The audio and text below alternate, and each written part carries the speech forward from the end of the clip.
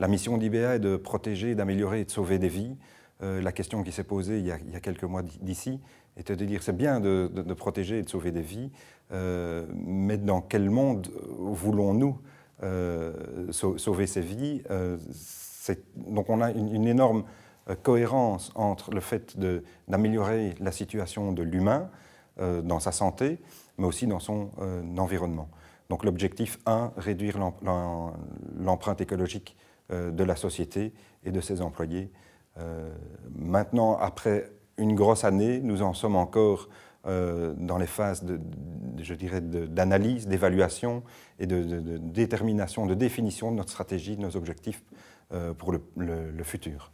Alors tout ça est parti d'une prise de conscience de notre ancien CEO qui s'est retiré de ses fonctions de CEO il y a à peu près 2 ans, qui est maintenant président du conseil d'administration. Et donc il avait toujours voulu s'occuper de l'environnement, mais en tant que CEO, c'était un peu le manque de temps qui l'a empêché d'aller plus loin sur ce terrain-là.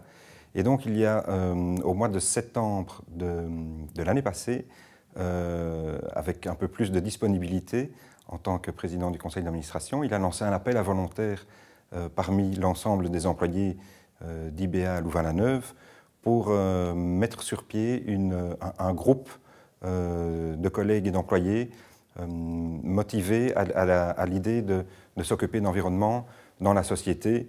Mais c'était vraiment dans un but, j'ouvre la porte, j'arrive avec une feuille blanche et voyons voir ce que les employés vont dessiner sur cette feuille blanche. Nous avons démarré à 35 personnes à peu près, construit une cellule environnement répartie en 6 thématiques, à savoir la mobilité, l'énergie, les consommables et la gestion des déchets, l'éducation, la sensibilisation, ainsi que la biodiversité, et aussi une cellule qui s'occupe d'évaluer notre empreinte environnementale afin d'identifier correctement les enjeux principaux en termes de protection de l'environnement, et donc de cibler les bonnes priorités et de lancer les bons projets pour arriver à réduire l'empreinte écologique globale de la société et de ses employés. Donc ça va de nos opérations, notre produit, dans sa production, mais aussi son utilisation par nos clients,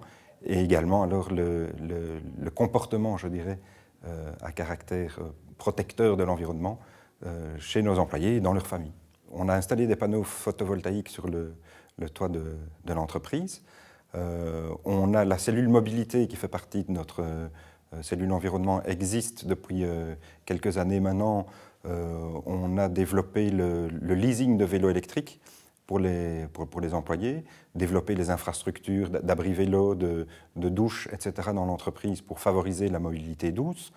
Nous avons effectivement aussi travaillé sur l'empreinte environnementale de l'entreprise et de ses produits. Donc ça, c'est quelque chose qui est connu dans les grandes lignes aujourd'hui, donc qui nous permet d'avancer.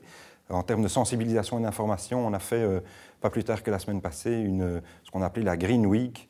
Donc tous les midis, nous avions soit conférence, une pièce de théâtre liée à la problématique et la prise de conscience par rapport à la protection de l'environnement, ainsi qu'un marché bio, par exemple, qui a eu lieu vendredi passé.